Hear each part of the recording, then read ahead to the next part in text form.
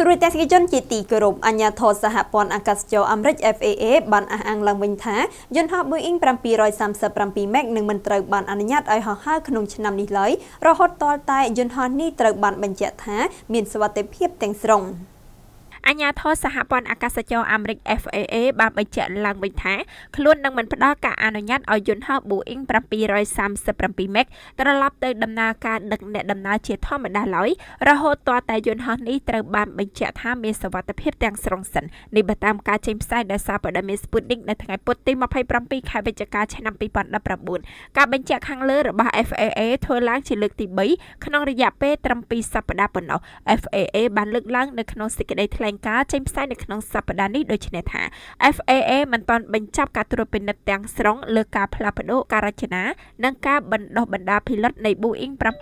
737 MAX នៅឡើយទេដូច្នេះយើងមិនអនុញ្ញាតឲ្យយន្តហោះនេះដឹកអ្នកដំណើរឬចេញលិខិតបញ្ជាក់ពីសុវត្ថិភាពនោះទេរហូតដល់តែយន្តហោះនេះត្រូវបានកំណត់ថាមានសុវត្ថិភាពទាំងស្រុងជាមុនសិនគួររំលឹកផងដែរថាកាលពីខែតុលាឆ្នាំ2018យន្តហោះ737 MAX ផលិតឡើងដោយក្រុមហ៊ុនផលិតយន្តហោះអាមេរិក Boeing បានធ្លាក់ចូលសមុទ្រប្រទេសឥណ្ឌូនេស៊ីហើយនៅខែមីនាឆ្នាំ2019យន្តហោះប្រភេទនេះបានធ្លាក់ជាថ្មីនៅឯប្រទេសអេត្យូពីសោកនាដកម្មធ្លាក់យន្តហោះទាំងពីរលើកខាងលើនេះបានផ្ដាច់ជីវិតមនុស្សសរុប346នាក់រីឯ Boeing